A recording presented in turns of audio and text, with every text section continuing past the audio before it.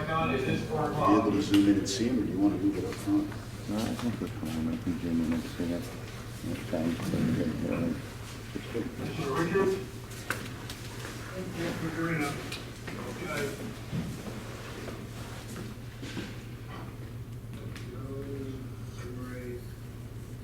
Blair. Blair, are you making a late lunch or early dinner?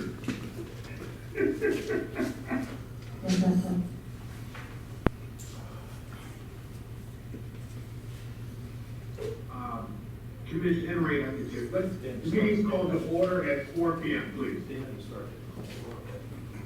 Chair Blaine Richards, Present. Vice Chair Joseph Anderson, Present. Secretary Treasurer Claire Sickland, Commissioner Gene Enright, Commissioner Catherine Waldron, Executive Director Manuel Almira, I'm here. Court Counsel Brett Pickens. Here. We have a quorum. Thank you very much. Would you please have a stand for the pledge of allegiance?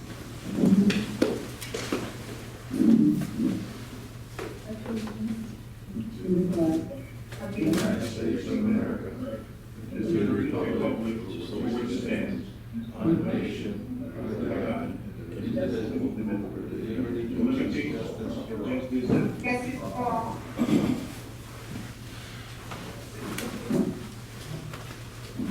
Carl, take a little slow in the flag.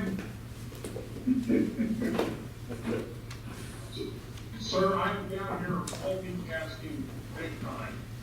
And you're doing a great job, thank you.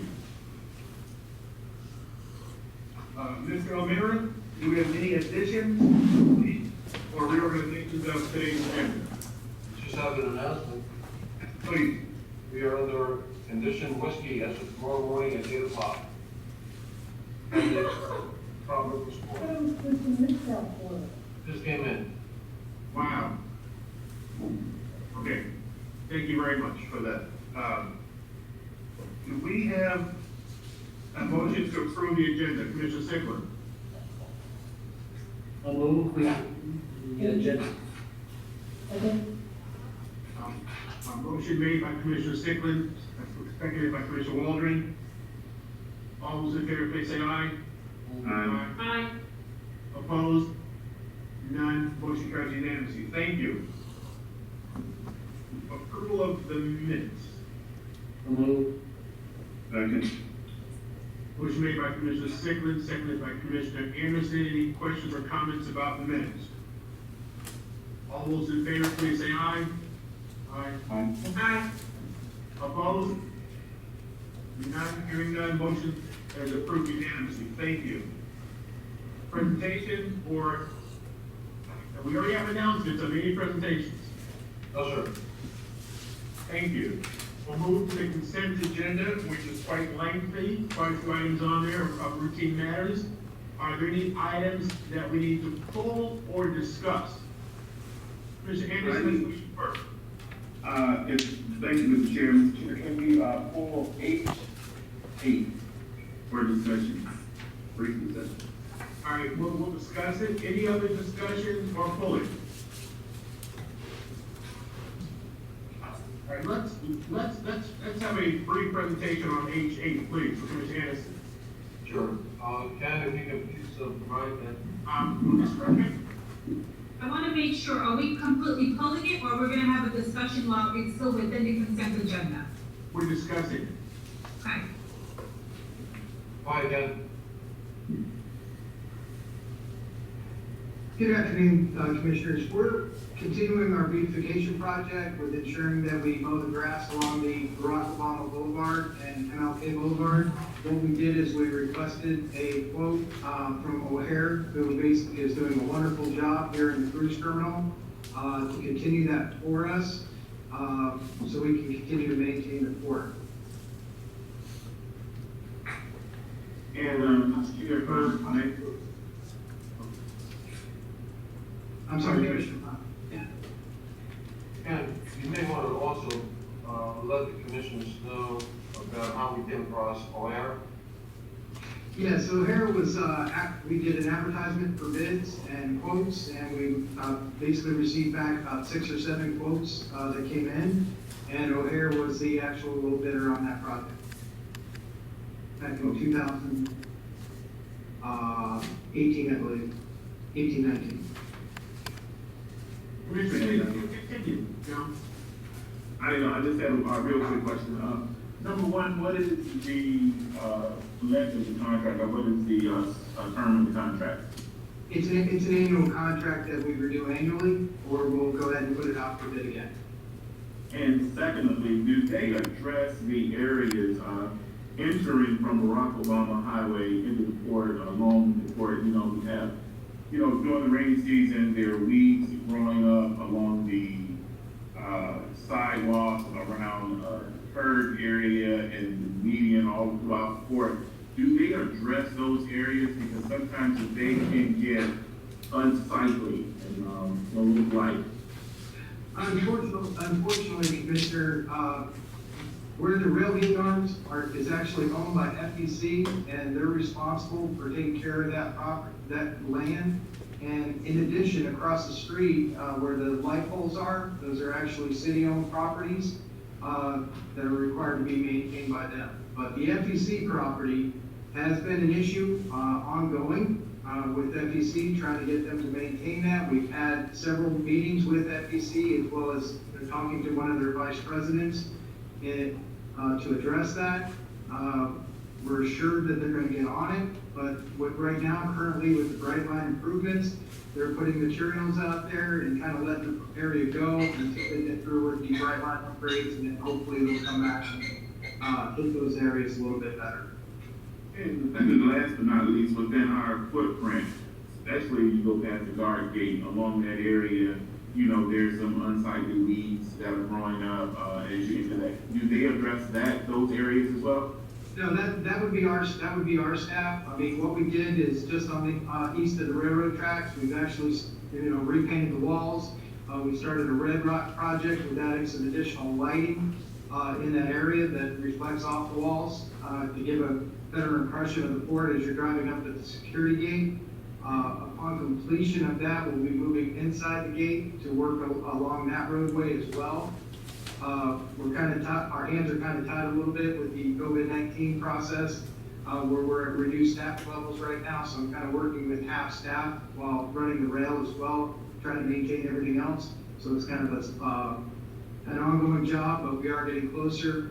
We should have the additional rock needed, as well as some plants that we're going to be putting in there early next week. So we're hopefully to have from the main gate west to the railroad tracks completed by the end of the week. All right, thank you, Mr. Hearn. Thank you, Mr. Chair.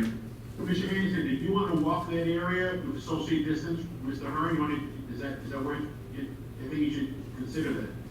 Okay, we can take a tour as well, yes. Thank you, Ken, for saying yes. Thank you very much. Look forward to it. Mr. Chair. Thank you. Any further comments at this point? Hearing none. So H8 is still on the agenda. Beatrice, thank you for keeping us straight there. Any further comments on the consent agenda? Commissioner Segman? Make a motion, we accept consent agenda? Have we approved? Yes, approved. Thank you. Motion's been made and seconded to approve the entire consent agenda. Any comments or questions? Hearing none, all those in favor say aye. Aye. Opposed? Aye. Thank you. Motion carries 5-0.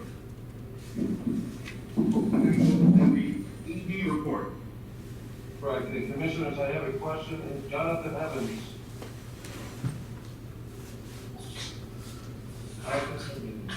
Here about a half hour ago.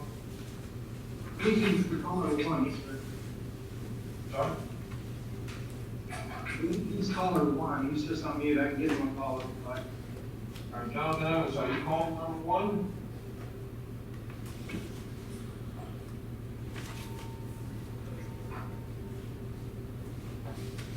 All right, in the meantime, let me then go on to say goodbye.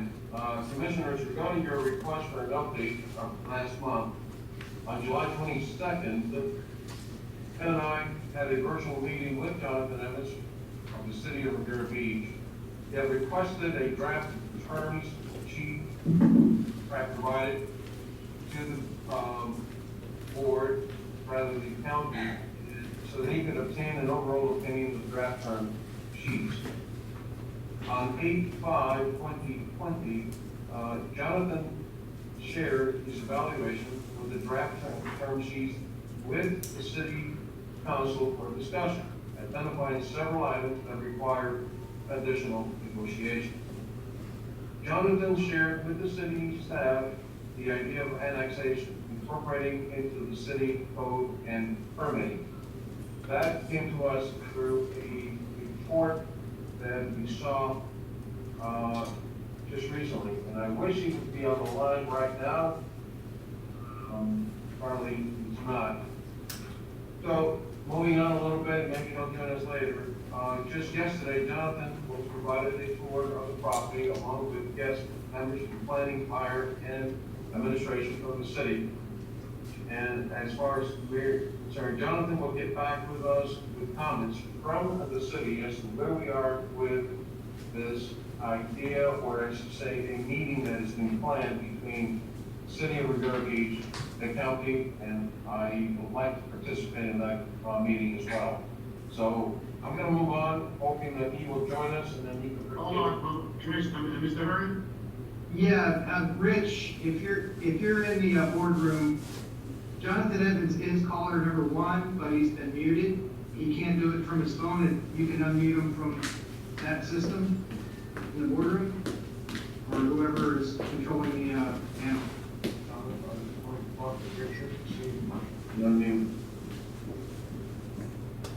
All right, I have Karen is going to go to the conference room right now in the boardroom, see if Rich is there.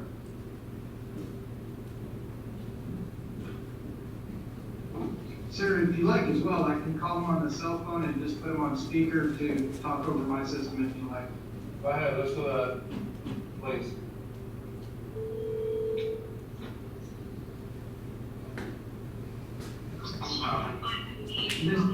Mr. Evans, I have you on speaker, and I have you in the conference as well, if you'd like to make some comments. Excellent. So, how do you agree? Yes, Manager, this is Chairman Richards. Thank you for joining us and welcome. My pleasure, my pleasure. Certainly, as we get through these digital meetings, it becomes inherently more challenging than we can anticipate. But I think want to bring you up to speed with regards to the conversations that I've had with some elected officials at the August 5th meeting. As your executive director indicated, I would provide insight to my board with regards to our intent to work through the term sheet that was proffered by the board company. To those visiting staff, there was an email that was sent by the utility after reading the agenda item. For my board to encourage us to have a sit-down conversation with the county. We do have that meeting scheduled for Wednesday, September 2nd at 11. They committed to take this up. They just want us to clear the county and put out what the county's pinch points are. We think the county's concerns are predicated on both on and different levels. So we are going to see if there's a way to effectively work through those items in the event that there's not an opportunity to work it out at staff level and get a favorable outcome. Our intent to move forward with taking it before the Board of County Commissioners and making a compelling argument with regards to our desires and our intent to see those facilities restored. It is important that we move very quickly. As you're well aware, the conditions of the facilities are deteriorating very fast, and so we want to be able to work with the board to clear whatever those outstanding issues either a company and then look for an opportunity for us to move forward with competitive solicitation process with entities that are interested in facilitating the restoration of the facilities that we have.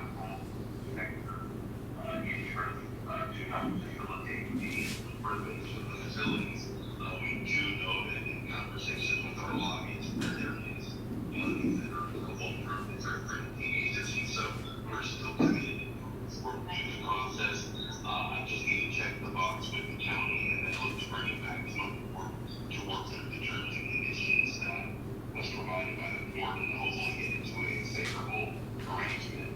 And then hopeful that the county will see the value in this particular facility versus a situation that if we use it here, it kind of implicit, it will deteriorate and it will be nothing to restore. And so I just hope that what the intentions are and looking to move forward to act as a showpiece that really our beach and Palm Beach, Shore, Palm Beach County, and the town of Palm Beach can be proud of, and we think we can move in that particular direction. So that's kind of where we find ourselves. John, you, Commissioner Reed. Thank you for that. Can you hear me, Mr. Evans, Manager Evans? Yes, sir, I can. You know, I'm looking at this update, and it says that you wish to look at possibly annexing the property. And I haven't spoken to staff about this, but I'm wondering if the city's willing to take the property where it is as is, that's something the court should actually consider. I mean, why do we want to hold on to this forever? So I'm wondering, how far does the court, how long does the court wish to be involved in this? So something for us to consider. But I see other commissioners do want to speak to Mr. Walden. Yeah, first of all, I have some questions that just in general, this is discussing this with the DOD started more than a year ago. Part of the reason we started talking to them was because it's going to be a risky process. And time, and here we are a year later, and the formal planning is moving for the 26th. So even during the pandemic, I still feel it's been early today. And as far as the annexation, I'm adamant with that and we're not support that. So, and that's like a whole big issue, and these things bring up this like as part of this whole thing. And in addition, you talking about doing public participation. Well, then why would you just support this as a citizen myself, why would you find out this or not? I just feel that the Indian citizens are not being well served there, and that the community's not being well served. So this has been a long time, and we're also supportive that they don't, save our ladies. So I'm very frustrated about this whole process. Commissioner Waldron, unfortunately, it was quite difficult to hear every word you said, but I got the general gist. I think most of us did. Just so you know, the city, I never heard the city say this would be a fast process. I know the reason. Part of the reason we want this to be is because people in the consumer frustrated with some of the things wrong, and you're one of those people. I was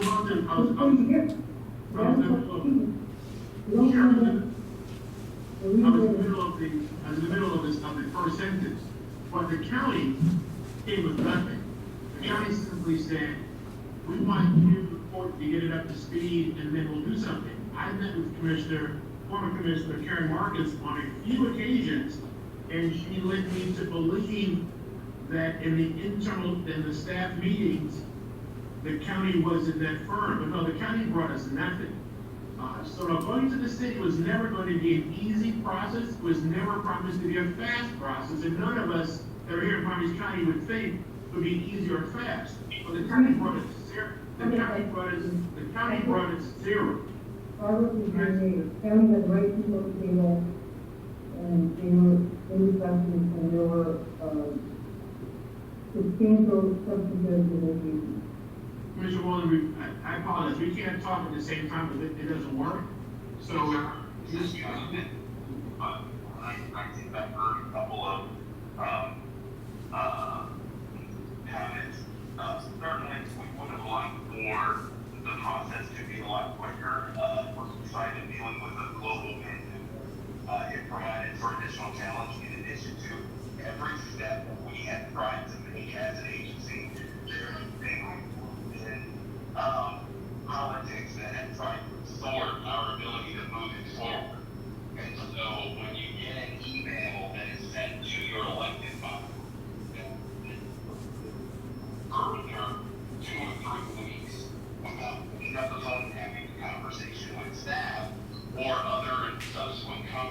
not including the city review or needs or signing out after the fact.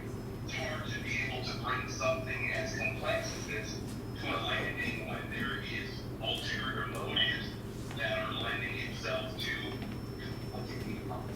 was just the city of Review and the Port of Palm Beach involved in the discussions. I have no doubt we would already come to a resolution, but continued currents that have tried to thwart the ability for us to move forward. And at the end of the day, we came to the table because of the company saying that we wanted interesting condition and turn the keys over and what have you.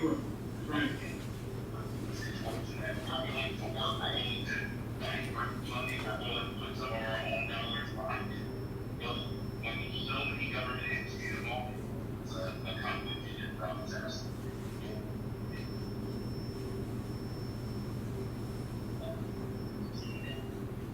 Reports that was made all throughout the county trying to break the record for us to be able to move forward in a productive manner. So if everyone's intention around the table and we're reviewing and moving those facilities forward, undoubtedly we could have this resolved, but there's other motives that I don't know what all those are, but at the end of the day, we are still committed to moving forward.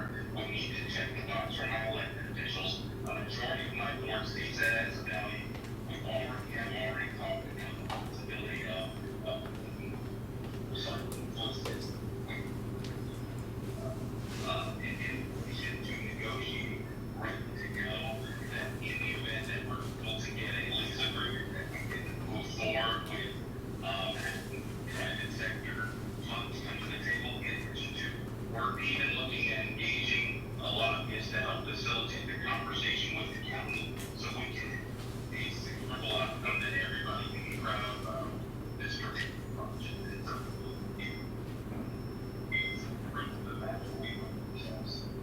Mr. Manager, question. You mentioned an email that was sent to your board and not through staff. Was that from the port or was that from a different entity? That was from the director, from the county. Okay, all right, thank you. Okay. I was worried for a moment. Any further comments, Commissioner Anderson? Okay, Mr. Chair, thank you, Mr. Chair. First and foremost, I respectfully disagree with my Commissioner Waldron due to the fact I think it's very remarkable for the city to have a scheduled meeting for September the 2nd in face of the pandemic, in face of the plate being full for them trying to go from phase 1 to phase 2, masks or no masks, opening the beaches. And so we've been through a lot. And to get to this point, I commend the city of Riviera Beach for even making a opening. And as you know, through hurricanes and inclement weather. So that's number one. And number two, let's be very realistic. This property is set dormant, and we've had tenant after tenant, and then at that point, it is set dormant with all of the dilapidating conditions. So now I just think it's disingenuous for us to ask Riviera Beach to make a miracle, knowing that they've been locked at every turn, because it was. And you can correct me if I'm wrong, and just paraphrasing, it was the town of Palm Beach that indicated they wanted to keep the southern part of the island nice and quiet. And I think we can work together in a comfortable and amenable situation, but to deprive millions of people of an historical site, as well as to deprive individuals from that side of the island, I just do not agree with it. So I am definitely in favor of continuing our relationships and our communications with Riviera Beach, as well as the possibility of annexation of the property, because at the end of the day, we have to come to a conclusion. And Mr. Chair, if you indulge me, I would like to see our consultant, Mr. Penske, be involved. That way, we can make sure that our position can be pushed at the next level, and he can actually work with the the different agencies and governmental agencies as well as the Riviera region, making sure that we don't drop that ball. So I would love to have him involved in that process if that's at the behest of the organization and of the board. But I would like to have him that way. We can have some eyes and ears and they can keep us abreast and apprised of the situation. Thank you, Mr. Chair. Thank you. Commissioner Henry, you had your hand up. I'm in agreement with Commissioner Anderson and also with you, Mr. Chair. But I would like to see us try to expedite the process and help the city by going into a lease agreement. I think if we had a lease agreement with the city in Peanut Island now, it would help them be able to apply for grants and do more things. I think now the city is like out there in left field with nothing concrete to present to different companies, to different organizations, and even to the county. I would like to see us work with the city with the lease agreement as soon as possible for Peanut Island, and then as they continue to explore other opportunities. But I think it's crucial and it's imperative that we have an agreement, a lease agreement with them, like we have with the museums and other agencies who came before them. But I think it's crucial, we need a lease agreement now to increase their abilities of receiving funds. Thank you, Commissioner Strickland. Yeah, just, maybe Manny or someone can tell me, I mean, this has been going on for what, a year and a half or almost that much time? Have the exact date. Vote on the next year. All right, Commissioner Waldron? My frustration is that King Island is a big thing. You get back up and running so that people can do it. And it's the frustrating discussion, it's been a frustrating response. And I think it's a bit fallacy to say that it's a miracle that they got enough people. New meetings have been going on for months. The county, city, and everywhere. They've been done a long time ago. The group we had back in February was the court and the city was there to sit down and discuss the lease fund. And now we're talking about how we need to sit down and talk about the lease fund. All right, now I'm like Catherine at the last. So Mr. Almira, Manny, you're hearing quite a bit of frustration. We all know that we lost 3 or 4 months in the pandemic, but you're hearing a lot of frustration from this board saying this thing has to move along. The good news is nobody on this board is saying we should maintain it, we should take care of it, we should run it. I'm glad that all 5 of us realize that's not in our wheelhouse. So the charge is give it away, get rid of it, but it needs to be with an entity with a plan to preserve it and take care of it. So we're not going to solve that today. We're not going to go over this anymore today. But this board is frustrated and they say, get this thing moving. So, Mr. Amira, please, over the next, week or 2 or 3, meet with Mr. Evans, and this thing really needs to be fast-tracked. We don't want to talk about this again and again and again and again. Board, can we please move on at this point? Is there something that we really have to say on this right now? I see Enright, I see Stickland, and then we'll move on. Commissioner Enright. I just want to say one thing. The fastest way to solve our problem is that we need to just come up with a lease agreement with the city, charge them $1 a year, and let them get started to try to be able to secure funds, monies, and whatever. Because if they have an agreement in their heads, then they can apply for many grants and many fees. Without any agreement and anything concrete in the city's hand, they're just thrown in the air. Let's be real and be realistic. So I feel that the board should, number one, our staff should get with the city, come up with a lease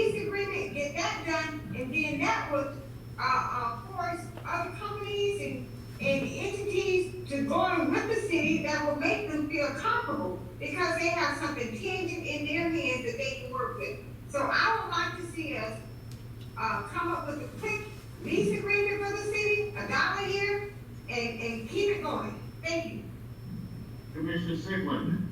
Yeah, I think this is, something that our legal, needs to get more involved in. I mean, close to a year and a half ago, we discussed this about the lease, and if something happened, we'd still be liable. So we've got a long way to go before we start leasing Peanut Island for $1, right, to just say that. So we need to get our attorney involved and just make sure, we're held harmless on anything that does get, decided. So, like Wayne said, that, we're still a long ways away, but I mean, like, it's going on a year and a half. We need to make a time certain in the next meeting, this is gonna happen or it's not. So thank you, Commissioner Sigmund. Everyone, I agree, we appreciate your passion, your involvement, Manny. We all have said we want our staff to help the city move forward. So Manny, we can't force the city to do a thing, but we can direct you and staff to please have practice. And if you need to go to the city every other day, you need to go once a week, you need Mr. Pinsky, Mr. Pickens, or a commissioner with you to the city to go somewhere, please, this board wants to stay moved. So please, feel free to send us a weekly update on this thing. This board wants this item moved. All right, Mr. Chair, I hope, and I know that none of you believe that we just sat back. It's been a lot of reasons. You're good. So, yes, I would prepare you, and, something, we'll take appropriate steps to move this forward. Thank you. You're all we have, Manny. You and staff, we go to you guys to say, hey, please make it happen. And other people are in your way or not moving fast enough, let us know. All right, thank you. We're gonna move this item on. Thank you, Manager Evans. We appreciate it. All right, let me then continue for my, ED report. All right, update on House Bill 7515. As you recall, the American Association of Port Authorities lobbied Congress to obtain emergency relief for COVID-19 for American seaports. The Florida Port Council joined in the effort on July the 9th. House Bill 7515 was introduced by Representative Peter Fazio, Democrat of Oregon, along with 10 other sponsors of this bill. On July the 10th, the bill was referred to the subcommittee for U.S. Coast Guard and Maritime Transportation. The bill is titled Maritime Transportation System Emergency Relief Act of 2020. The bill is requesting $3.5 billion in aid, of which $1.5 billion will be specifically for seaports and $2 billion for other American businesses affected by COVID. The bill authorizes the U.S. Maritime Administration, MARAD, to provide financial assistance to the state and the maritime industry for emergencies such as COVID-19. The hope is for the bill to be part of the National Defense Authorization Act. Within that act is where the bill has the highest probability to be adopted and have funds appropriated. So here's where we are. There's a very good chance that the bill language may be adopted and be part of the National Defense Authorization Act. The voting is scheduled to take place in late September of.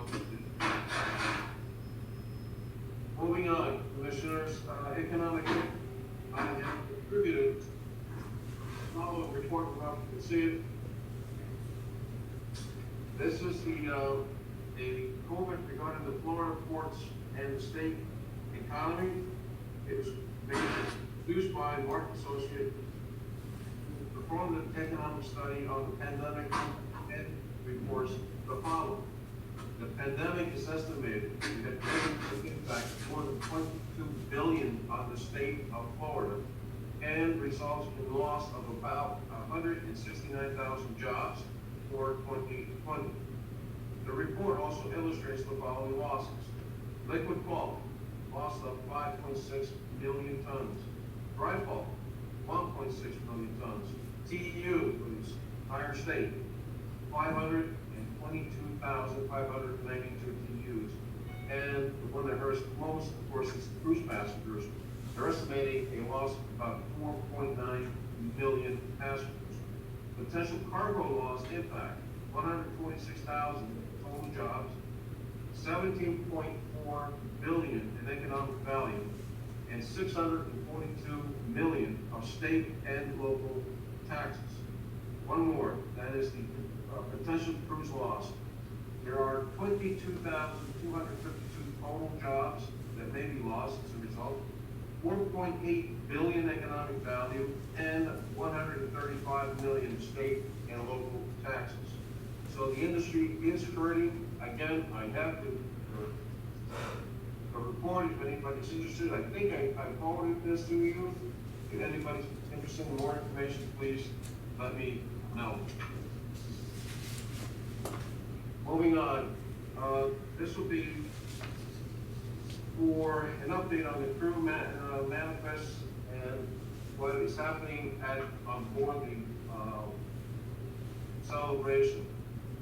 The report's efforts are as follows. Following the July 4 meeting, the port executive, myself, of course, the director of operations and security, as well as our PIO, Yaredi, we requested access to the vessel, speak with the crew. CBP highly discouraged it. Commissioner Richards reached out to CBP director, asked for suggestion on how to verify the crew's well-being. On Wednesday, August 5th, Chairman Wayne Richards, myself, and Yaredi spoke with Kevin Sheen Jr. about the concerns of the crew's well-being and allegations. On August 5th, same day, port staff contacted CBP again, further requesting access to the ship. CBP again discouraged the idea. On the 6th, I spoke with Aaron Hoffman, president of the Port Palm Beach Seafarers Center, to discuss the center's mission back in June, where they provided toiletries to crew members on board the ship. Hoffman said he received no other inquiries.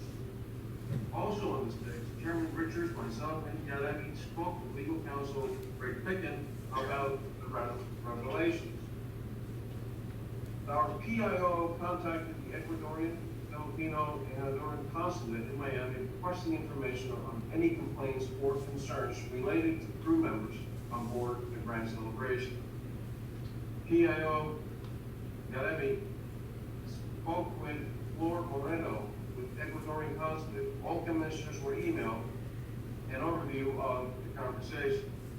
In a virtual meeting of August the 10th, we spoke with the ship's hotel and captain, along with Kevin Sheehan, and we experienced to find out if they had experienced any concerns and asked for a list. An overview of the meeting was emailed to all commissioners. On August the 10th, the ship provided the list of crew still on board. There is an update on that, and Yadi is about to give that to you. On August 14th, Yadi and myself participated in a virtual meeting with the Philippine consulate up in Washington, D.C. All commissioners were sent an email with the details of that call. On Thursday, August 20th, today, we requested an updated list of the crew members. And to finish it out, then I'll turn it over to Yadi. Tomorrow, we will have another virtual meeting with the Philippine consulate.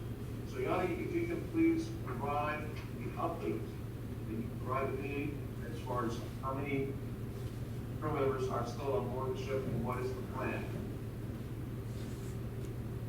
Good afternoon, Commissioners. So we have, according to Bahama Paradise Cruise Line, the hotel director says there's 57 crew members on board as of today. Now, 23 of those 57 will be repatriated. 16 of those are Filipino.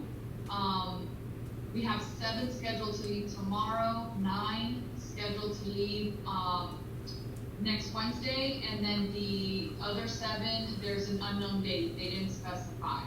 Once those 23 are repatriated, then there should only be 34 on board. Manuel and I reviewed the list, and it's pretty much just crew and engine. There is a cook and a doctor, obviously, and a captain, but that's so far what we have. I also contacted the consulate. As Manuel said, we're supposed to speak with them tomorrow on a virtual meeting. So I've sent them this list so that they can verify. They told us that they have to receive a form from the cruise line saying that Filipinos are going to be repatriated. So we're trying to verify as much as we can to see if they received the list of crew members who left last week and the ones who are expected to be leaving in the next few days. I have not heard back from the consulate, but if the meeting does happen tomorrow, which it should, they agree to it, I'll send you guys an update with what is discussed. Thank you, Johnny. Any questions? Yes, Harrison? Thank you, Mr. Chair. Can you give me the date of the last meeting in which our chair, Mr. Richards, posed a serious question concerning the ship?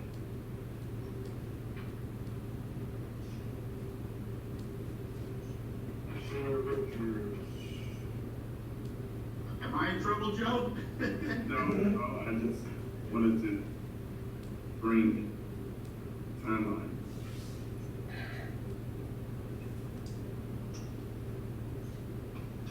Okay, here we go.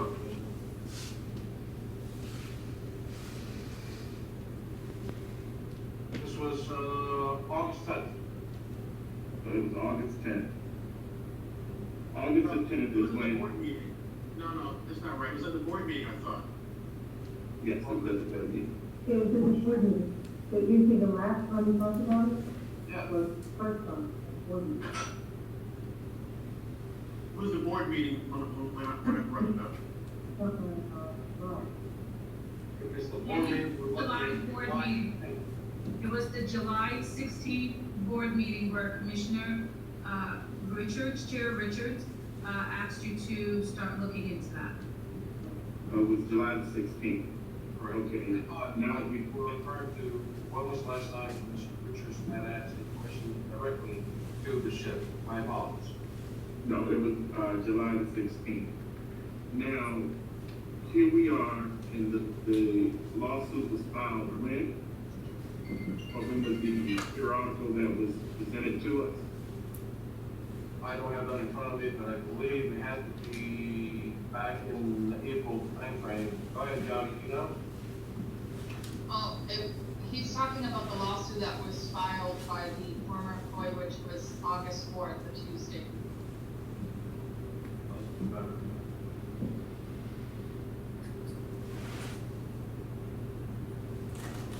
But here is my rationale, and this is where I'm going with this. Based on these egregious allegations that surface, I find it ironically that the repatriation of these staff members are happening now, after there has been some spotlight put on this. And I want to commend our chair for, I'm not sure how he was privy to it, but evidently this had been, there was a rumor mill or something was transpiring that caused our chair to ask these questions. And now we're starting to see the wheels start to move. I'm not sure the validity of the allegations, but I think, in my mind, when something of this nature is happening, even though I know there's some purview or this may not fall in that auspice, but I have a hard time of taking the approach of the landlord-tenant approach, and I express this to our director as well as Mrs. Ferris, because I find it very hard that we can be involved and get into sessions, and we can be involved in helping, and when it comes to the financial side, but when it comes to humanitarian, that's when the approach of a landlord-tenant is in the mix. So I have I struggle with this internally, and I don't want this to happen again. Now, maybe the allegations are unfounded, but that's neither here nor there. But as soon as this surface, I don't think we have, and they're not right here at our port. And when the news media hit, or when our constituents see any of this being disseminated in the public, they don't think about Bahama Paris Cruise Line. They think about the Port of Palm Beach. And when you start talking about forced labor or individuals not being paid for months at a time or being held captive, allegedly, that is something that I don't think that we need to take a hands-off approach. And we need to do all. I understand that we contacted Customs Patrol, but I think we need to do a little bit more, and that's just me. Whether contacting the sheriff department or finding out, I just, I had a problem with it. And maybe, I'm on the beaten path, but number one, had it not been brought up by our sheriff, we would not have been to this point, and maybe these individuals may not have been repatriated. Now, do I think there's going to be some retaliation? Of course. Do I think some of these individuals may not be reemployed? I'm not sure. But if I had to be a betting man, and I can bet dollars to donuts, I think there may be some, some, I would say, I'm at ease that right now. But Mr. Chair, I just want to commend you, but I just think I wrestled with that from the humanitarian, from my moral compass. So I just wanted to put that out there to the board. Thank you, Mr. Chair, for the indulgence. Thank you, Commissioner Ray. I just have a comment. Since we're talking about this shipping report, Mr. Mayor, could you update us on what's going on? Did the cruise line sign the contract that we submitted in our last meeting? And so could you give us an update of where we are financially and what they've done and if they signed the contract? Couple of things, Commissioner. First of all, we did $100,000 for baggage. It was figured out by the board, and that covers from March 15th through July the 24th. In September, we plan to come back to the board. Between now and then, we will be conversing with each of you to find out what do we do. So what I will be recommending is what do we do from July 25th through when they final the sale. Second of all, it was, I think, Paul, correct me if I'm wrong, but it was the Monday of this week that we went out and we contacted them and said, hey, you need to sign the contract. The short answer, yes, they signed it, and we now have a contract. It simply means that starting in September, they are on the hook for paying us $50,000 in order to cover the $380,000 that they still owe us for maritime associated revenue. So that's where we are. On March and September, we will be bringing back an item to see what is the pleasure of the board with regards to the baggage from July through whenever it is that they're going to sail. Mr. Chairman, Go ahead, Commissioner Ray. I just want, so now we're paid up to July 24th, am I correct? July 24th, right, the baggage. Okay, and that is at what, 800 and something a day? It was not 800, it's about $790 per day. Okay, now, and so now, this new agreement will start July 25th. With the agreement says that they have to pay the $700 or $800 whatever a day. So now, when you get back with us, it's $100, the $100,000 covered into the 24.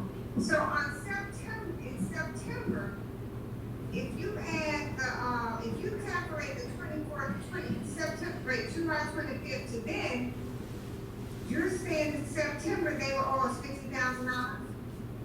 They owe us $50,000 for our paying for the $380,000 we already owe. That does not include dockage.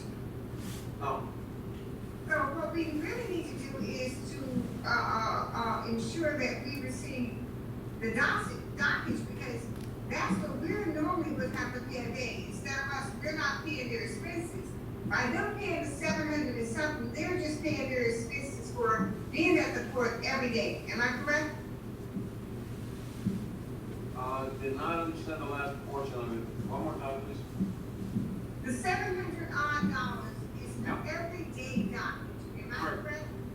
they're not paying it now, am I correct? Well, they're paid up until July the 24th. Okay, but July 4th is both on now, being off. Right, so So now, what are you doing to get that? now we need to determine how much we want to charge them from July 25th until the day they start selling. Just Okay. one. Well, I don't think we should charge them anything extra, just charge them what it will cost us. And if it's costing us $700 a day, that's what they should pay, nothing extra, just let them pay what they're supposed to. But I would like for them to start paying the $700 now, because if we keep waiting, and by the time we wait to September, they will still owe us for the 380 plus every day, 700 and something up to September. That's a lot of money. So I think we need to start collecting the 700 and something a day, if nothing else. That's my opinion. Commissioner, I think you make a very good point. You know, we don't have an agenda item to discuss a negotiated amount with them. We do have a negotiated amount through July 24th. So we really cannot take action now, but hold on, but I agree, I think we should all agree with you, what you're saying. So, Manny, it's hard to demand payment now, we don't have an agreement past July 24th, but it would make sense that we would continue that. What are your thoughts about how to handle that? Oh, first and first, the contract calls for a payment of $50,000 starting September. Now, with regards to dockage, please keep in mind the two different charges here. One is dockage from July the 25th until they sale. That I agree with Commissioner Everett. We should charge them exactly what we have been charging, which is about $787 or something like that. But also, they still owe us $380,000. And the contract they signed calls for a $50,000 payment every month until it is paid for. That starts, once again, I believe that starts in the month of September. September 1st, the payments due. Right. All right. So Commissioner, we will be getting money, hopefully beginning September 1st. And then at next month's meeting, we do need to ratify a payment schedule, probably consistent with what we've been charging them up through July 24th. You're correct. Let me go to Commissioner Anderson. Commissioner Anderson, thank you for your comments. And there was no scuttlebutt. I actually read some of these boring journals. And we also had the Palm Beach Princess had crew stuff on board before. So it had been bothering me knowing that there were probably many people on board that are uncomfortable and when they couldn't move. I will admit that when staff spoke to Customs and Border Patrol gave them a generic no answer.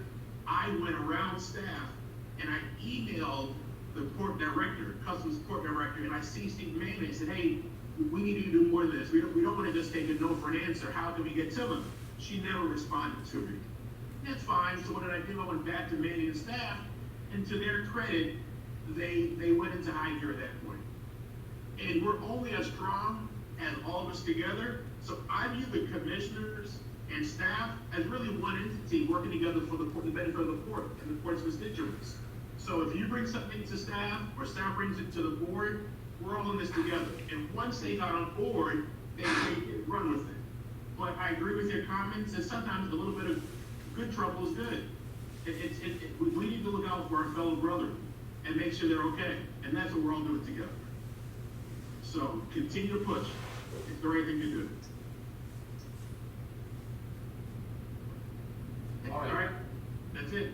I think I left it off with the, Carl, if you can put back the dates of upcoming meetings. I'm alerting the commission to let them know that on September 15th and 16th, I will be at the Florida Ports Council meeting in Orlando. I leave on 15th and I'm back 16th, and then on 17th is our next board meeting. So be a little bit busy for that. Other than that, They're the other meetings, and as far as we know, none of these have been canceled, so these all systems go. Commissioners, that's all I have as far as my executive report. Thank you. Let's move on to Ron Connington.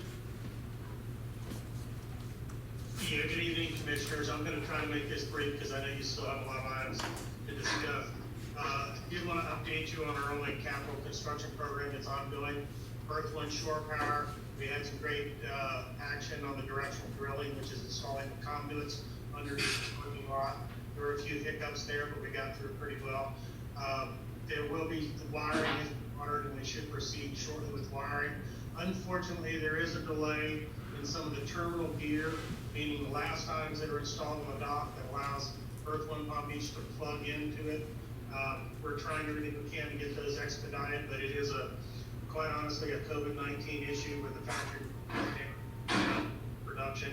We're looking at other options, including even moving some equipment from the verse 17 area to get at least a few power outlets going. And as you see, this project is subject to a 75-25 grant. Next item I'll brief you on is our strategic asset management plan. This is an important plan. I'll skip to the second paragraph. Our sister courts are finding that the operation of a strategic asset management plan, which is inspection evaluation program for all of our assets, is becoming important in part of the grant application, especially on a federal level. One of the first items you'll see is in the agenda, which was already on the consent, underwater inspection and diving services, which are part of this plan. We'll be tracking our systems. Our Esri GIS system will be an integral part of this tracking. Our Esri GIS system allows for inventory of all of our assets, along with the inspections, conditions, etc. It will provide a continued record of all maintenance and everything that happens with our assets. So we're implementing that as we speak. And Carl and I were on a Zoom conference today to initiate the GIS application here. I'll also update you on our U.S. Army Corps of Engineers projects. We have 2 projects out there that are underway. There is some modifications to the North Jetty that's taking place. Hopefully these modifications will decrease the amount of sand that leaks through that jetty. That is not the big fix, but it will help us some. The other project is they're working on the shoal removal. Now, incidentally, while I've been sitting here, I've been double tasking on my other screen, and I've been in contact back and forth in emails over the last few minutes with Tristan Brown, Chief of Waterway Projects for Jacksonville District, who is our contact, and we will be scheduling a meeting tomorrow afternoon to discuss shoaling and the impacts of the possible storm now that we're on a conditional whiskey. We're already acting in that direction so that if there is an impact, we'll be working together with the Corps to identify and move forward quickly. I'll jump onto the annex property improvements. You voted on a couple items in the consent agenda, and there's an item on the formal agenda related to the annex property improvements. That's a tri-party agreement between West Palm Beach, Riviera Beach, and Port Palm Beach. And there are some improvements that are required to start by March 2021.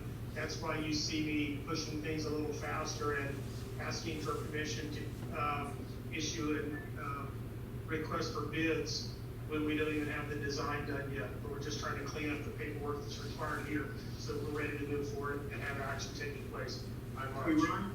Yes. Ron, real quick, so that's item K2, I believe. And I went through the supplemental information you gave us, but I don't really see details.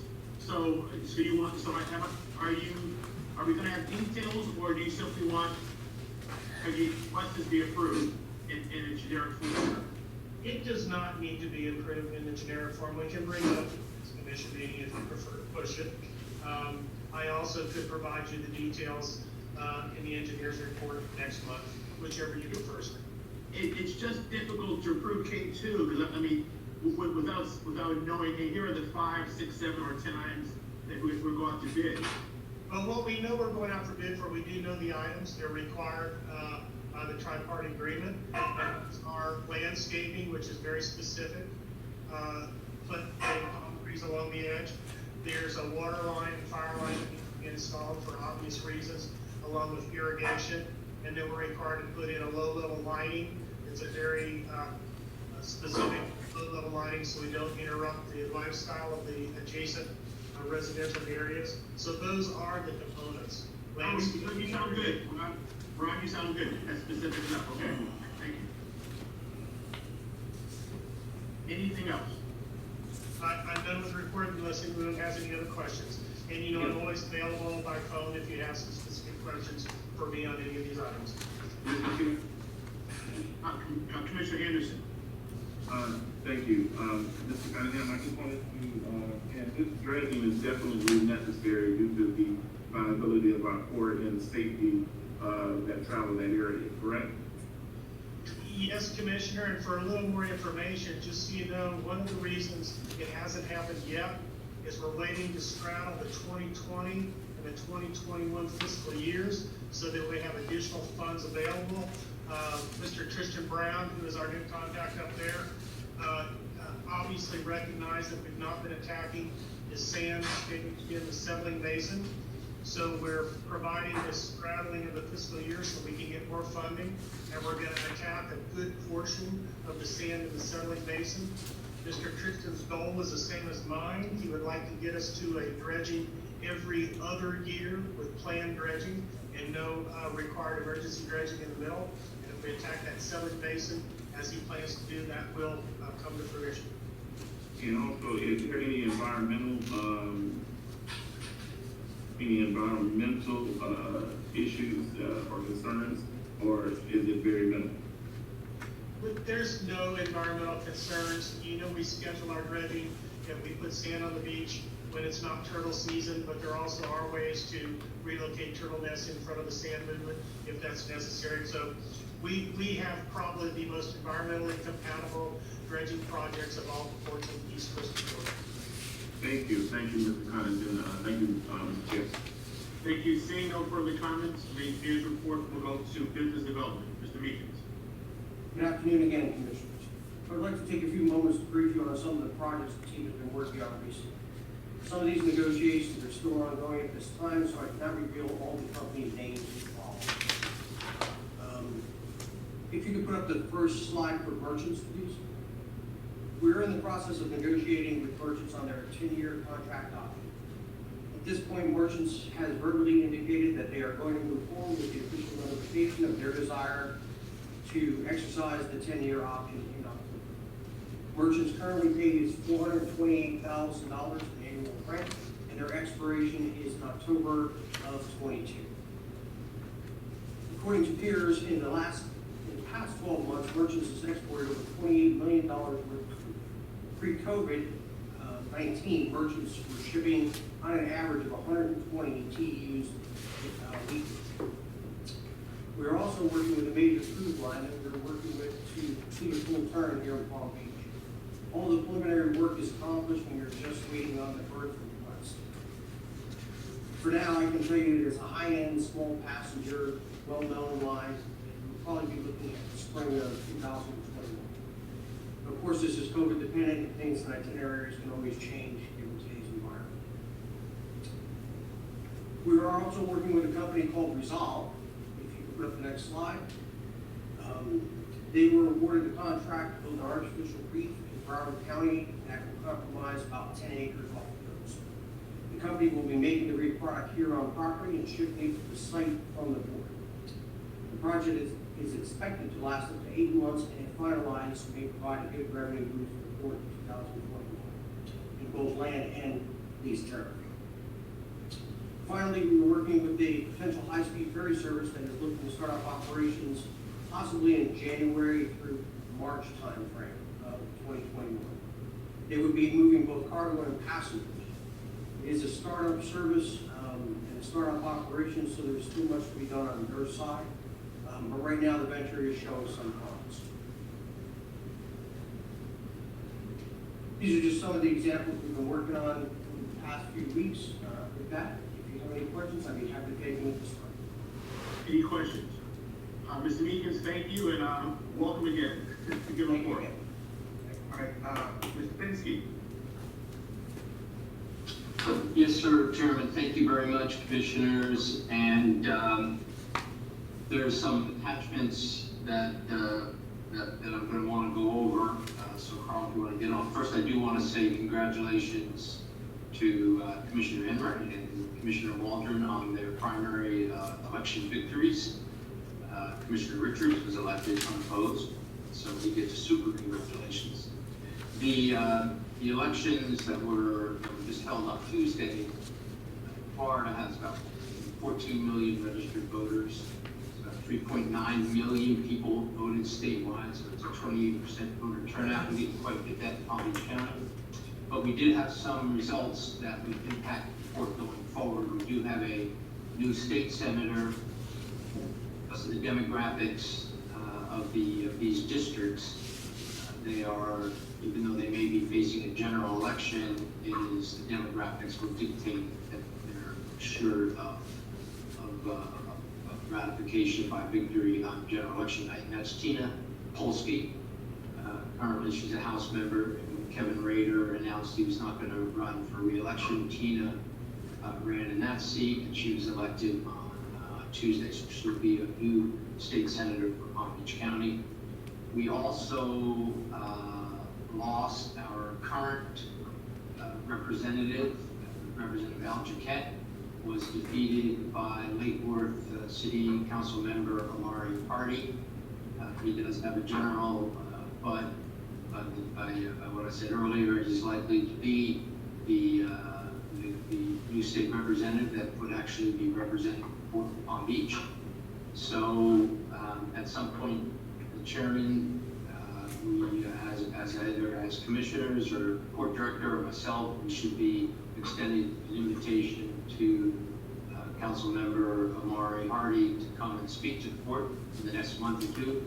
The session will be starting in January, so it'll be very accelerated timetable between the November election and when the session begins. I'm sorry, March, but committee meetings will start December and January.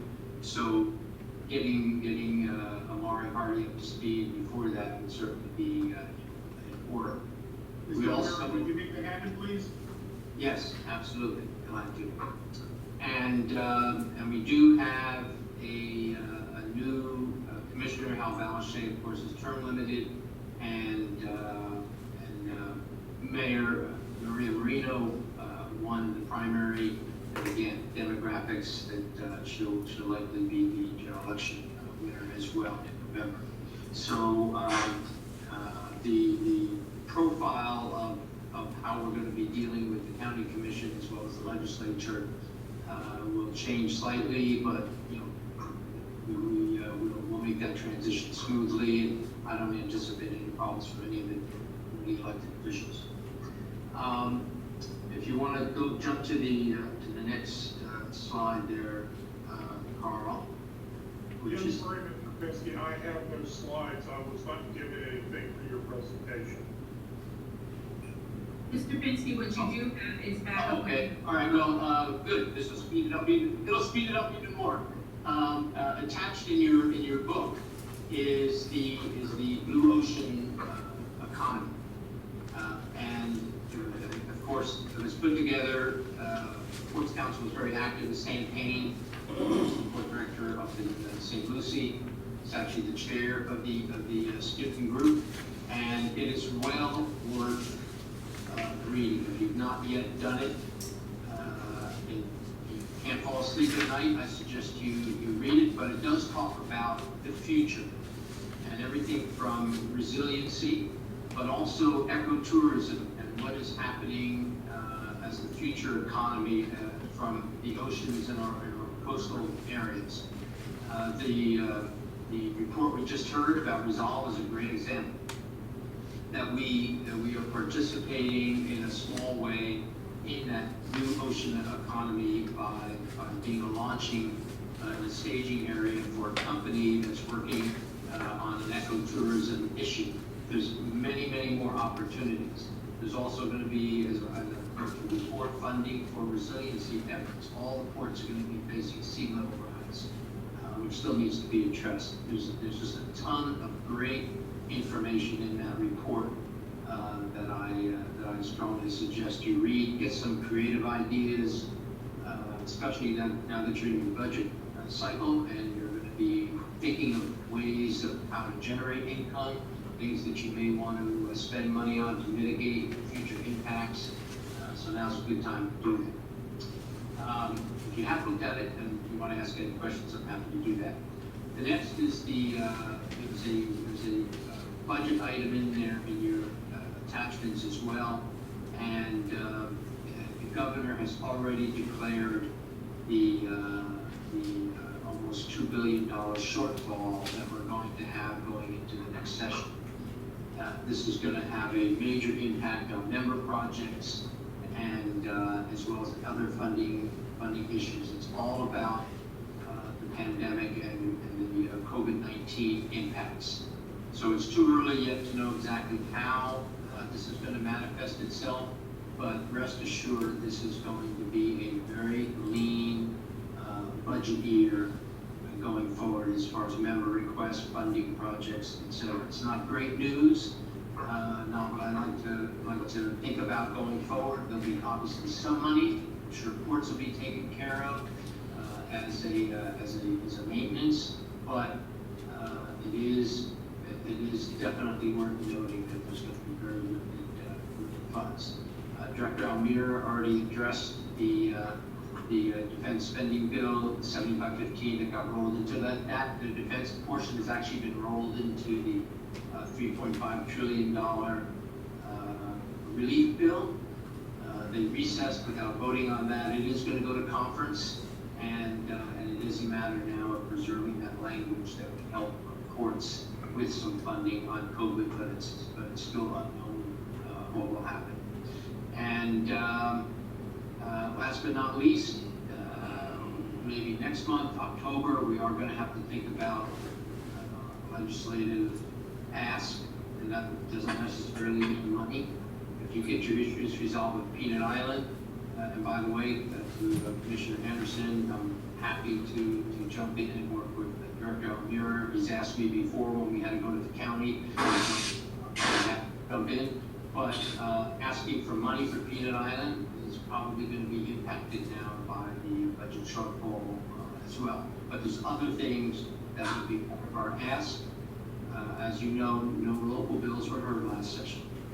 No local bills from Palm Beach County were heard. So approaching it differently this year, not for discussion today, but Mr. Chairman, certainly next month meeting, October meeting, we are going to have to discuss a path going forward. Thank you very much, Mr. Pinsky. Anything further, Mr. Pinsky? Nope, that's it. Any comments or questions for Mr. Richard Pinsky? I guess I have one. Yes, Commissioner Ray. As respect to Peanut Island, so they're going to maybe address it later on in the upcoming session, or what?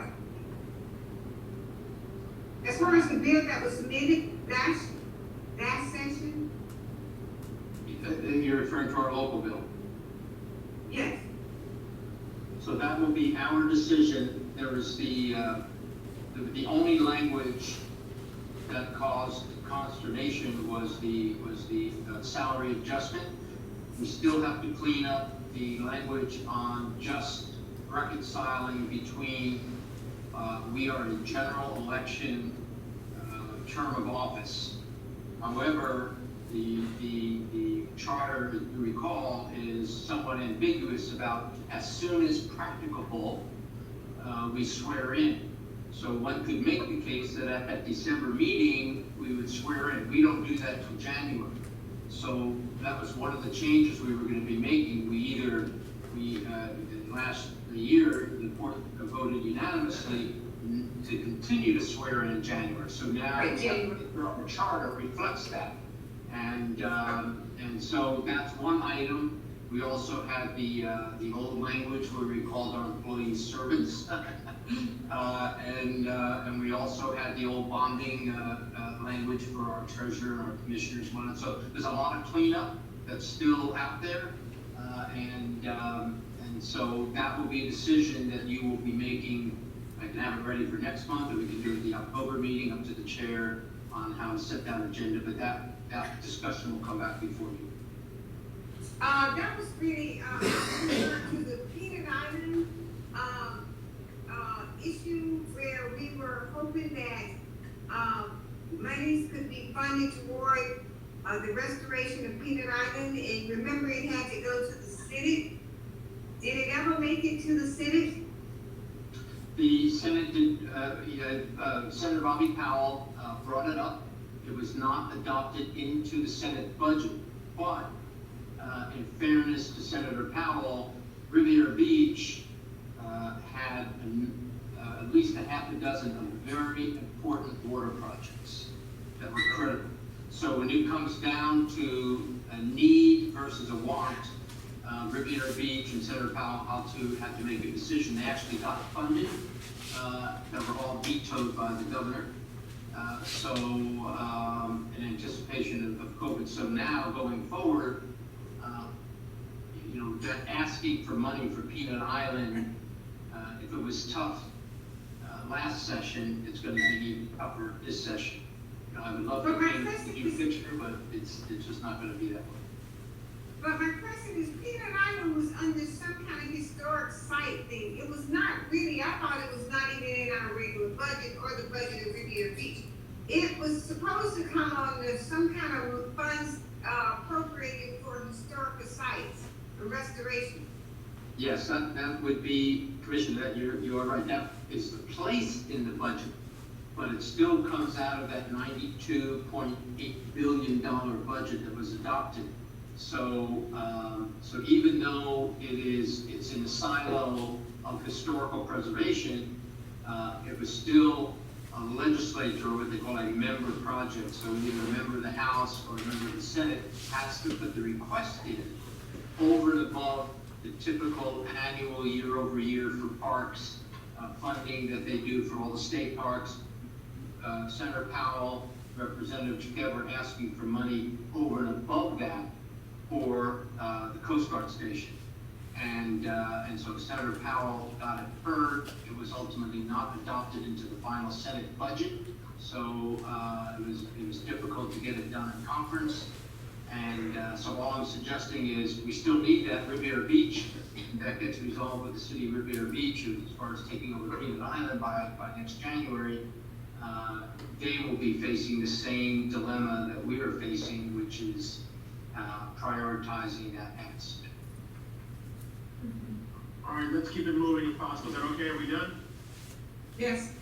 I think Cliff wants us to be done with the meeting, but okay, thank you. Thank you, Ms. Pinsky, Commissioner Ray. We will now move. I gotta get it. Who there, what was that? I have an appointment at 9 a.m. tomorrow morning. I'm hoping we'll be done by then. New business. Are there any commissioner reports? Blair, do you want to talk for an hour? Any commissioner reports? Oh, keep on moving. All right, Mr. Chair, I just had, Mr. Chair, just wanted to let you know if there's been a replacement for the TTA board. I did communicate to the director that I'm not able to serve in that capacity due to my work schedule. We haven't heard one, but we'll bring that up. Commissioner Waldron. Maybe still questioning really on that, but I spoke with the mayor of Riviera Beach about his cleaning program. It's mostly funded by the CRA, and it's kind of ideas to 24-year-old to get his clean program and help clean up the areas. And then one here, support that goes in Broadway and Island. He's interested in exploring maybe working with see if we could something similar done, further west, more supposed to get more part of the that's up to you guys. We could act next month, the next month's board meeting, but more in detail about that. Is that really good? Commissioner Waldron, I did not hear one word this time, so there's some background, there's some background noise. Would everybody turn off their microphone unless they're the ones speaking? Number one. Number two, Commissioner Waldron, you have a very poor signal today, just so you know. Okay. I can repeat it. Basically, the mayor of Riviera Beach wants to come to the support board meeting next month and talk in more detail about the cleaning program, the CRA want from each maybe or see if they're doing, and we want to see if, maybe the board would partner or at least support, efforts to do something similar west, further west of Broadway. The clean program basically is teams of people to stay, go around and help clean up and beautify, the area. So I told them that I would bring up you guys with, the occasion to come and provide more detail about that next month. Commissioner Waldron, if you would like, he can make a presentation at next month's meeting. You can have it put on the agenda. It's done deal. Thank you. Thank you. Hearing and seeing nothing else, we will now move to old business. Seeing that we'll go to new business. Item K1.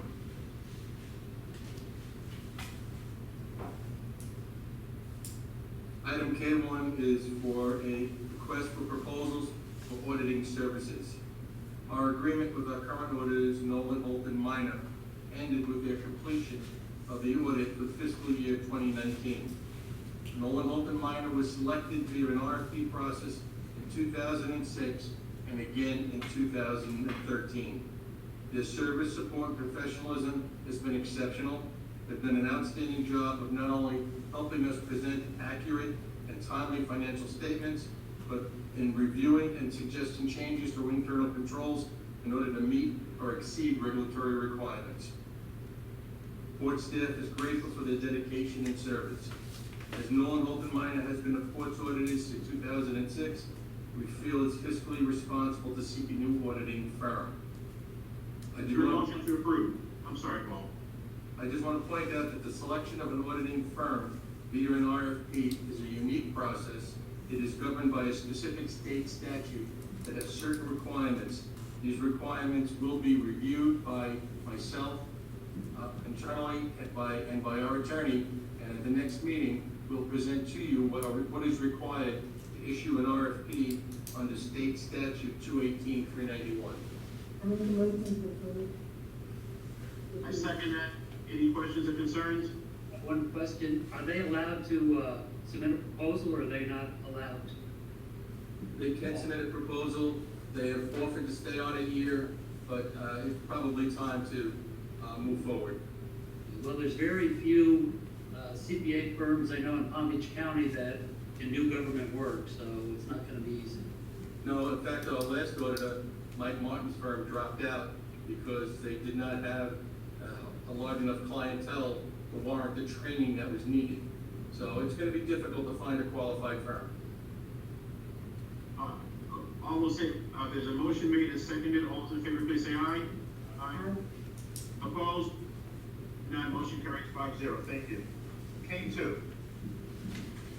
Yes, Commissioners, item K2 is a request for authorization to issue the invitation to bid for the annex property improvements.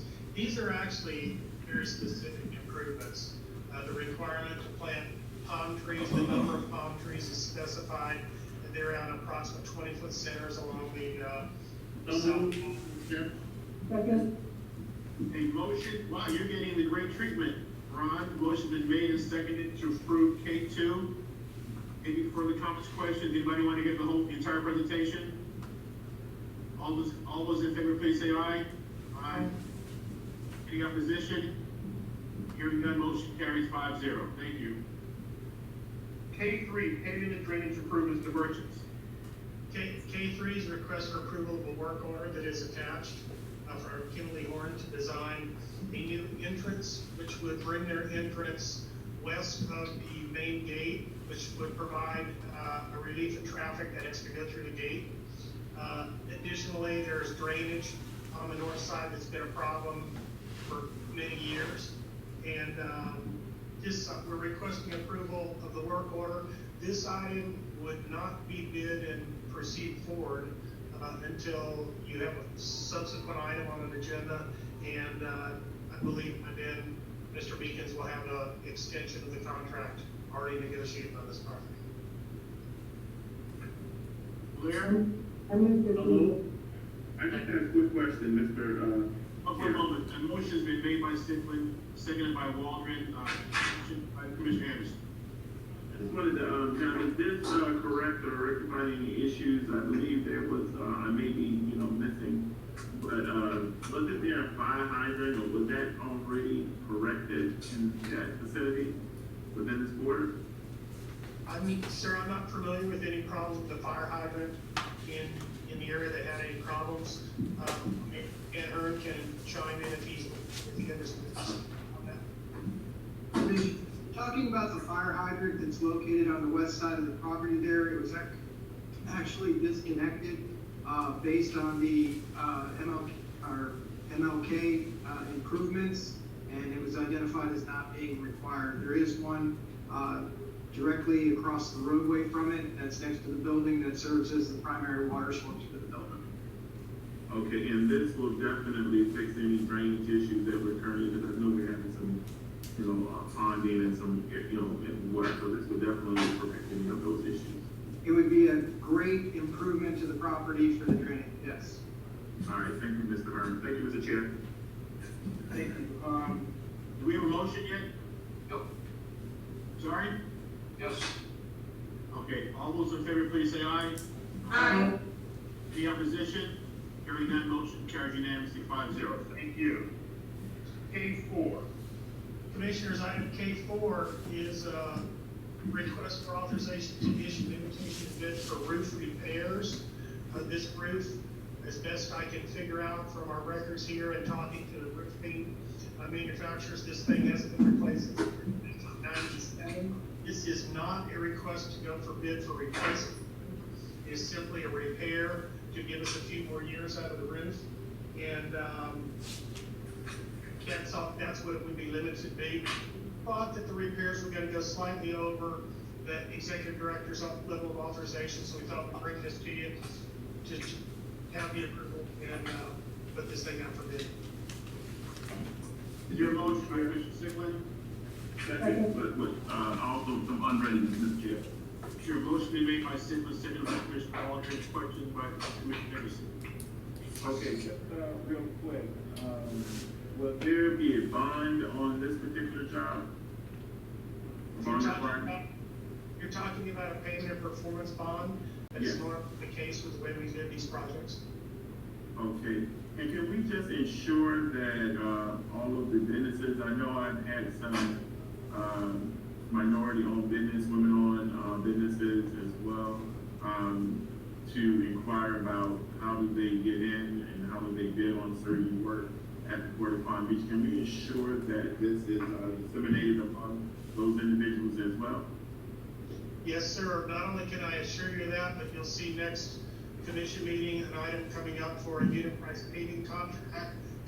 When that went out on the street, I personally called every single paving contractor that I could find in Palm Beach County and personally requested their, to come in and get a set of specs and bid that project.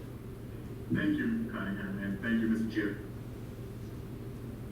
Sure, all those in favor, please say aye. Aye. Opposition?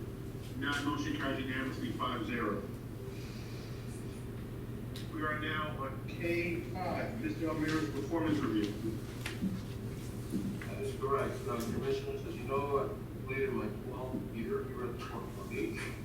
And I started back in July, so this item is 1 month late, but nevertheless, it is a complete year. I have submitted what I consider to be the highlights of here at the port.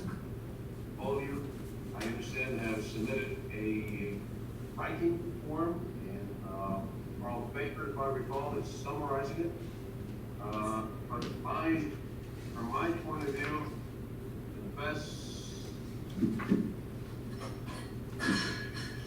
this particular rep, all can see it.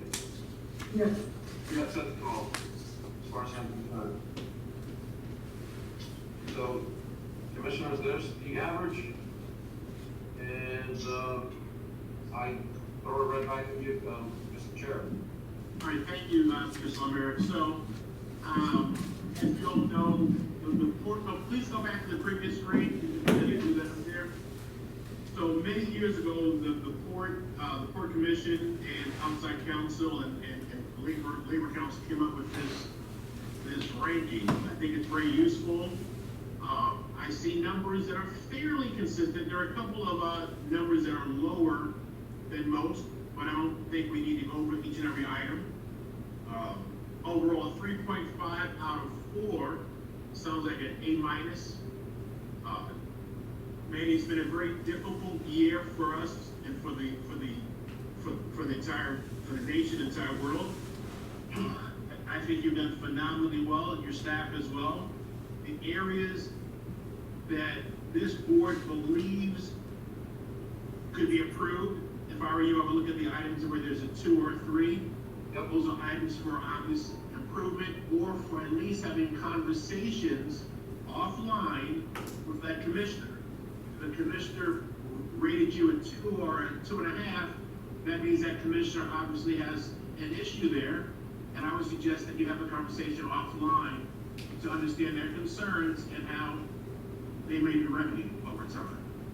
So, I'm very happy to see there are many 3s, 3.5s, and 4s. Does any commissioner here feel compelled to go over any item or wish to make a general comment? I would be remiss if I didn't. Please, Commissioner Anderson. I just wanted to thank Mr. Alamero for his hard work and dedication, and to the staff that works so diligently, and what they do on a day-to-day basis. But I did want to emphasize where we go for the future. And I just wanted to highlight some of the areas of improvement that I feel from my bird's eye view and where I sit. I would definitely like, for number one, just a proactive stance on some of the issues that come before us, such as the Peanut Island, and I would like to see us tighten up some of our loose strings, such as our interlocal agreement, because they're kind of antiquated. So I would like to see some of those items completed, as well as I mentioned before, Stone Rock, and most of all, for the grand scheme, the last major project that we undertook was the overpass, the bridge overpass. But I would like to see, I don't know if there's a feasibility, I know there's been some conversation, and I would love to see us look at the acquiring, or maybe as a conversation. I know Raphael's property is, it has been shopped around, some of the things. But lastly, I would like to see maybe a feasibility where this building that we currently sit in, maybe looking at, this is prime property, this is lay down property, I don't know, long term,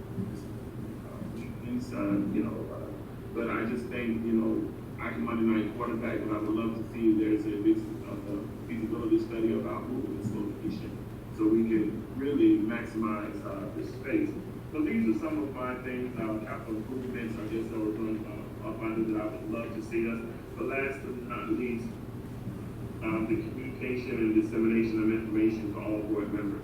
And when I say that, is that I would like to know, and I'm going to use this analogy, about the trip before we leave the train station, the itinerary, where we're going. I don't want to be on the train and all of a sudden find out, okay, this is the location that we're going. And I know that he has done some improvement with communications, but I just think it behooves each of us if we can get real-time information. And I've used this example when I worked with staff where I suggested that we do, being that we did not do in-person tours, the virtual tour, and one of my requests was that make sure that each one of the commissioners was abreast or apprised of my request. Therefore, if there were any concerns and issues, that they could, bring that to the table or support. So I've always acted, in a way in which I want each and every board member to know what's going on before it's implemented, even at the vetting stage of it. I just think those are some of the areas of improvements, but barring I want to say from the financial standpoint and from seeing the board and the staff, he's done a very good job. But those are two areas I would love to see areas of improvement. Thank you. Thank you, Commissioner Anderson. Any further comments at this time about the performance review?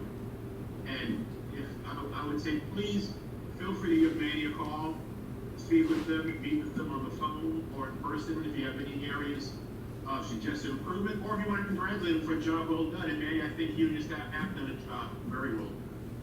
Any further comments? Hearing none? Hold on. Before we leave this item, it is traditional that Mr. Almira has a 3-year contract. Everybody on this board is, covers here. Part of the reason we've had the stability and the growth, we've had a very good director that has known he has a 3-year contract. When the summer comes and he hits his anniversary, it is customary that this board grants an additional year on his contract. We've done that 11 or 12 consecutive years. I strongly urge that we do that again right now. So is there a motion to add a year to Mr. Amino's contract so that he has an ongoing 3-year contract? Commissioner Sickler. I'll move. Second. A motion been made by Commissioner Sickler. Was that you, Joe? Did you second that? I can second it, but I think I was second. It was Commissioner Waldron that seconded it. Thank you, B. Motion made by Commissioner Sickler, seconded by Commissioner Waldron. Any questions or comments? Hearing none, all those in favor, please say aye. Aye. Opposed? Hearing none, motion carries unanimously, 5-0. Thank you, Ms. Almira, thank you for another year. Commissioner Orchard, if I may, thank you to all the commissioners, but there's one very important point, and that is the salary. No, I have always requested, if there is going to be a salary increase, it be exactly what the other employees get, other staff members. And right now, that is 1.5% or 1,000, whichever is greater, and then in March, the consideration for the same. Commissioners, we know that our director does make quite a bit less than similarly situated directors in the state. Is there a motion to provide him an increase consistent with that of the staff members? Is there a motion to do that? So moved. I'm waiting for a second. I'll second for discussion, but we have no, how can we do this without any amounts or anything? If anything, we should probably put this off then and redo a little research instead of just kind of throwing out numbers. So I wouldn't be prepared to come up with a number today. Okay, so what the motion is to provide an increase consistent with staff, where the number is 1.5% of his current salary, effective 10/1, and 1.5% effective, I believe it's March 1st, consistent with staff that we voted on, that we discussed earlier. Oh, okay, is that all you're looking for, 1.5? Oh, okay, I think you said something different, sorry. No, 1.5 now, and then 1.5 March. Consistent, okay, I'll get you, Jane, I promise, I say consistent with staff. So we have a motion and a second with a, one question and issue. Now, Commissioner Enright has a question or comment. I guess my question is, you're saying 1.5 now and then in March, but I guess we need to know exactly how much does he make, and I think that we need to do a little research. I like what Mayor Sickler said at first. We need to look at this, take a look at this first, because we need to look at what he makes now, and we cannot compare the Port of Palm Beach to other ports. Number one, because we're Palm Beach port, and what we generate revenues are totally different from Miami-Dade, Jacksonville, Tampa. So, I mean, to me, you cannot compare what our port director is facing compared to what they're facing at other ports. And as far as Port Jacksonville, Tampa, and Miami, or Fort Lauderdale. So I think we need to take a careful look at this. And I just don't like to say, hey, we're looking at the ports of the industry, and wherever you are, all port directors should receive similar salaries because they're doing different things. So we need to take a good look at this and look at our executive director and what his job is compared to other ports. You cannot just say, hey, put them all on the same level and give them all the same money. So that's my take on it. As far as what Commissioner Sickman said, I have no problem with us looking at it and going back over it and coming up with a decision. Commissioner Sickman has withdrawn those comments, and I purposely said similarly situated because some of the Puerto Ricans make close to $500,000 in the state of Florida. So, hold on. We all know math. We can all prorate. We can all figure this out. So we said similarly situated. We're not suggesting you should make $500,000 or even $250,000, which smaller ports here in Florida make. I think Manning is in the $200,000 range. Like math, 1.5% of $200,000 is $3,000. We all know that. So a portion is a percentage, and that's what it is. We're not asking him to make the same as Tampa or Jackson. No, those are different. Mr. Chair, if I could. Commissioner Anderson. First of all, from a procedural standpoint, I was understanding that this was not a financial impact. So now we're having this motion, and I definitely do agree with my counterpart, Dr. Enright, Commissioner Enright, is that number one, so you're talking about 3,000 on October 1st and then another 3,000 March, is that correct?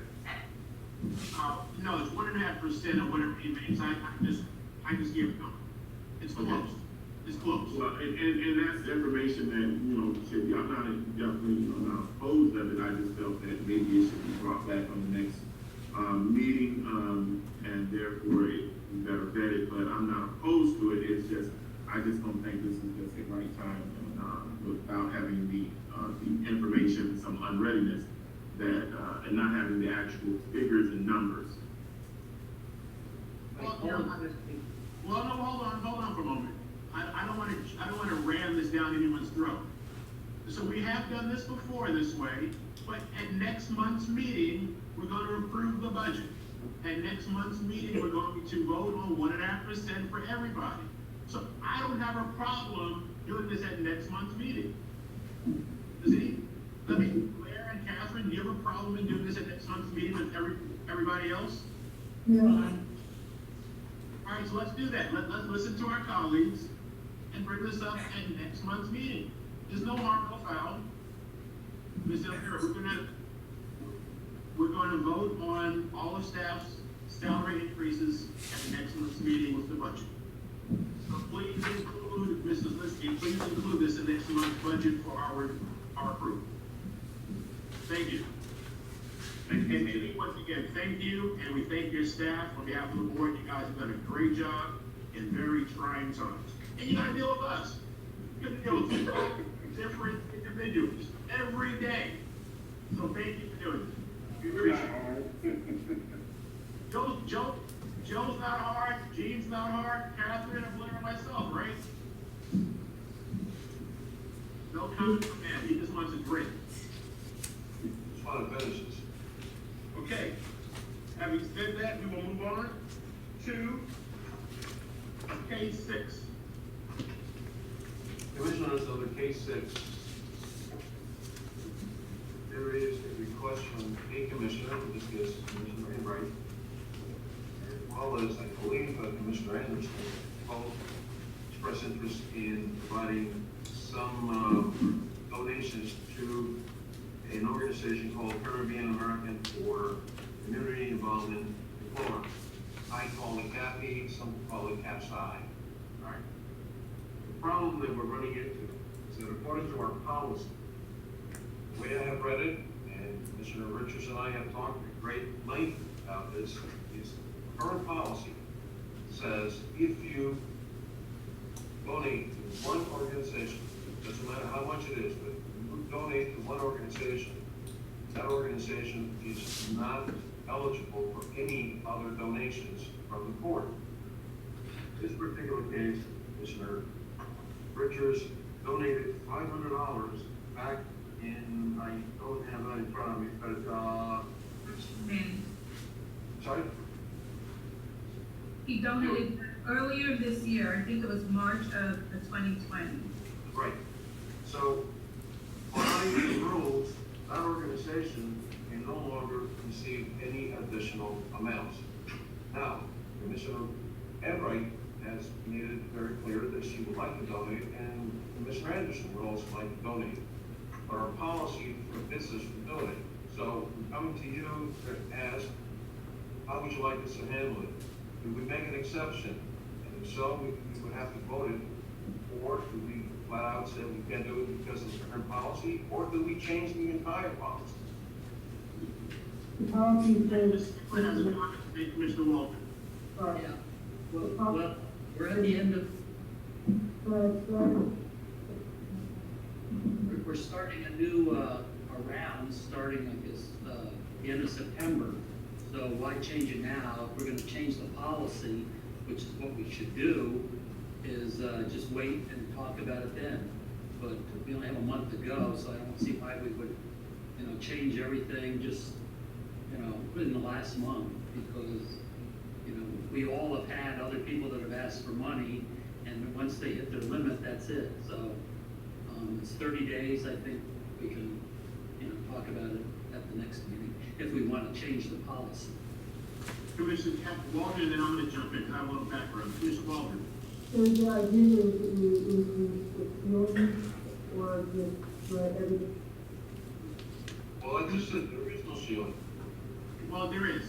Let me jump in. Commissioner Walker, my understanding, and B will correct me if I'm wrong, Catherine, if you gave $5 to a group, that group is done.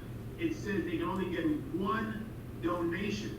I don't believe that was our intention. But we've been doing it differently. Our policy says one donation, and we've also limited at the 500. I don't think that's intent, Catherine. If you give 500 to the dog shelter, and then if I want to give 500 to that same dog shelter, so long as we are still within our limits, why should we say the second donation is not possible? I agree with that. I agree. Right now, Enright should be able to give within her limit, whatever she wants, within her limit, to that same organization. That's fine. So basically, at the end of the day, an organization can essentially get $2,500 to support them. Correct. If 5 of us think that organization is that deserving, then it's our purview. But the policy does not allow that today. So Enright is really asking for change, which I think makes sense, and you said it makes sense. Yeah, I agree with that. Yeah. Okay. But we're gonna discuss it the next month, or, right? Commissioner Enright, can this be on the next month's agenda for total change, or do you need less than many going right away?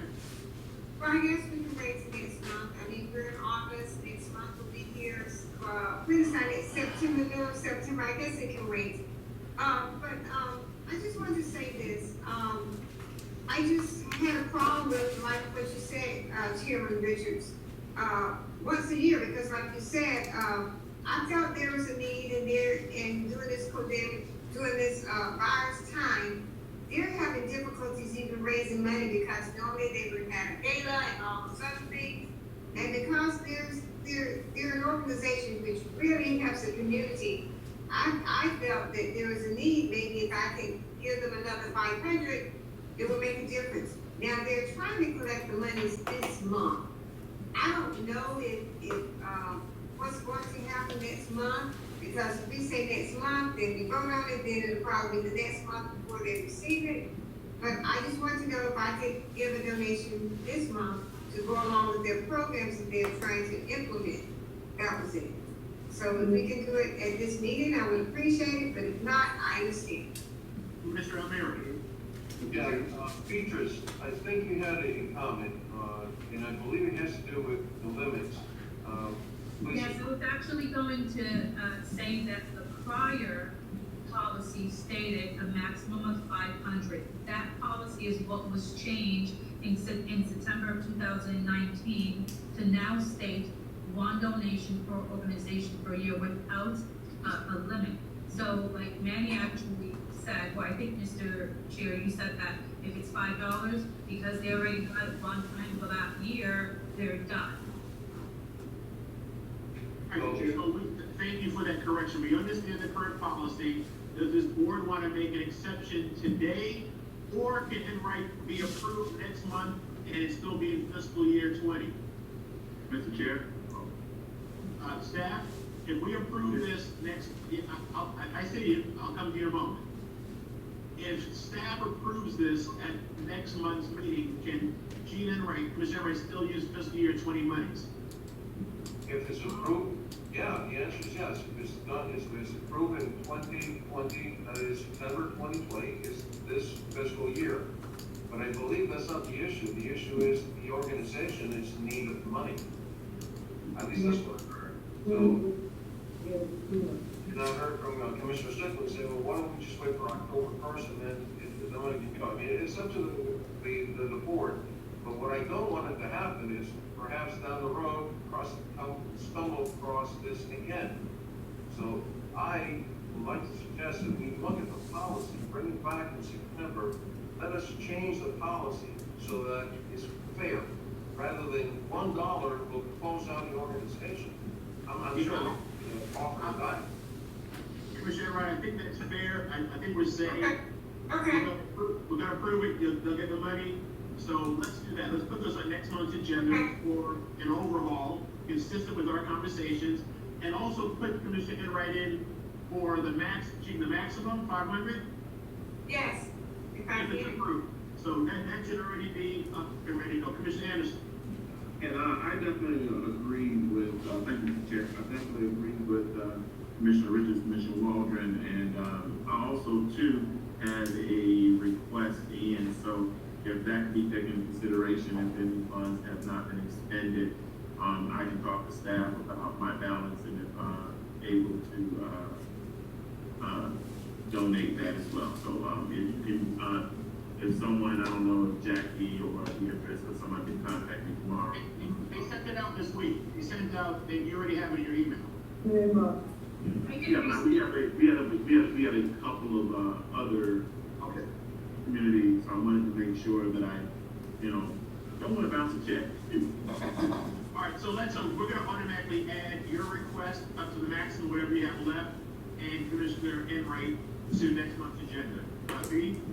I just wanted to make a clarification as well. I think within the policy, when we're looking at it, there's another component that needs to be looked at, whereby, right now it strictly says the court district or organization that benefits the court district. We would want to expand that as well. In addition, right now there's no limit, so there's no $500 limit per state. That's the prior policy. That now the new policy indicates that. So we do definitely need to take a look at the prior policy so we can streamline that. All right, thank you. Any comments from the public? We did not receive any. No comments at all from my side. Okay, any comments from commissioners? Commissioner Strickland, Waldron, Anderson? For the sake of time and Blair Strickland's satisfaction, I will forgo. Great, Commissioner Enright? No, congratulations, Manny, on the good evaluation. Job well done. Clerk, Griffin? I am so sorry I keep jumping in, but I want to make sure that case 6 is actually not moving forward. We're gonna basically there's no motion on case 6, we're just bringing it next month, correct? That is correct, thank you, that is correct. Did I miss a commissioner? No, I don't have any further comments. Blair will pull his hair out if I spoke before. Our next meeting is the Blair? Any further comments? Is there a motion to adjourn? This is, Thank you. Bye, Blair.